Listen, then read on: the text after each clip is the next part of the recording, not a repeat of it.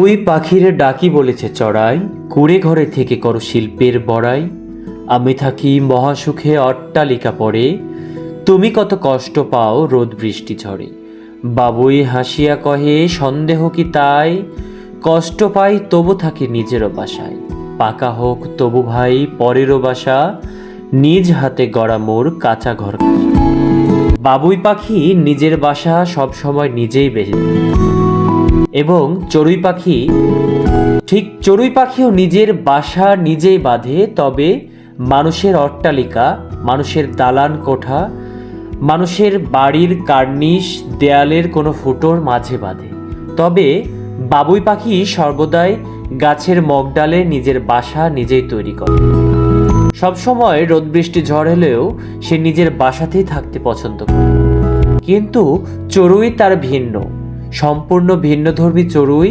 সে বাসা বাঁধে মানুষের অট্টালিকায়, সে থাকতে চায় সব সময় সুখ।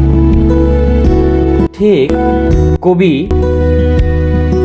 চড়ুইয়ের ভাষায় বলেছেন, ছোট পাখি মিষ্টি ডাক, ঘর জুড়ে চড়ুই থাক, খড়কুটো আর শুকনো পাতা, ঘর বাঁধে সে আপন সাথা। চুচারবের ডাকে সে ভোরবেলাতে জাগায় এসে, মানুষের খুব কাছের পাখি, ভালোবাসি চড়ুই। চড়ুই পাখির আঁখি খুব ভালো লাগে, তার দুটো চোখ দেখতে মায়ায় ভরা, যার কারণে মানুষ কখনো তাকে তাড়িয়ে দিতে পারে না। তার চেঁচামেচি, তার কোলারব সবসময় পছন্দ করে, কারণ সে ভোর হলেই নিজের ডাকাডাকি শুরু করে সর্বদাই। কবি আরো বলেছেন, চড়ুই পাখি বাঁধনা বাসা ঘরের কোণে, রোজ সকালে ঘুম ভাঙলেই শুনতে চাই তোর ডাকাডাক। ফুরুত ফুরুত উড়ে উড়ে কোথায় যাও চলে, ধান দিব ছিটিয়ে খাও বসে আরাম করে। আমি যদি হতাম চড়ুই তোর সাথে উড়াল দিতাম, তোর সাথে নিবি আমায়, বল না চড়ুই বল না চড়ুই। ঠিক এই চড়ুই পাখি আমার বাসায় বাসা বেঁধেছে, আমার বাড়িতে বাসা বেঁধেছে।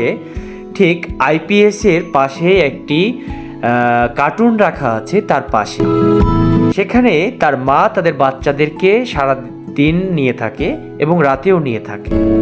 বিশেষ করে দিনের বেলা তার মা কিন্তু উড়ে যায় এবং বিভিন্ন জায়গা থেকে খাবার নিয়ে আসে, পরস্পরে তার বাবাও নিয়ে আসে। তবে তার বাবা রাত্রিবেলায় ঠিক আমার ঘরের পাশেই আমার রাউটারের ওপরে সারা রাত বসে থাকে এবং সেখানে রাত্রি যাপন করে। এবং তার মা তাদের সাথেই ঠিক তার বাসায়, মানে আমার আইপিএসের ঠিক পাশে একটি কার্টুন দিয়ে ঘেরা আছে, সেখানেই তারা রাত্রি যাপন করে। আমরা চাই না তাদের ঘর ভেঙে যাক, তাদের সংসার ভেঙে যাক, চাই না এই ছোট্ট বাচ্চাগুলো রেখে তারা অন্য কোথাও চলে যাক। আমরা চাই না বাচ্চাগুলো কোথাও কষ্ট পাক, বাচ্চাগুলোর কষ্ট কেউ সহ্য করতে পারবে না। ঠিক মানুষ যেমন তাদের সন্তান হারালে কষ্ট সহ্য করতে পারে না, ঠিক এই চড়ুই জোড়াও তাদের সন্তান হারালে কষ্ট সহ্য করতে পারবে না। তাই আসুন আমরা পরিবেশ রক্ষা করি, এই ছোট্ট চড়ুইগুলোকে নিজের ঘরে একটি ছোট বাসা বাঁধলে তাকে তাড়িয়ে না দিই, নিজে বাঁচি এবং অপরকে বাঁচতে সাহায্য করি। ধন্যবাদ।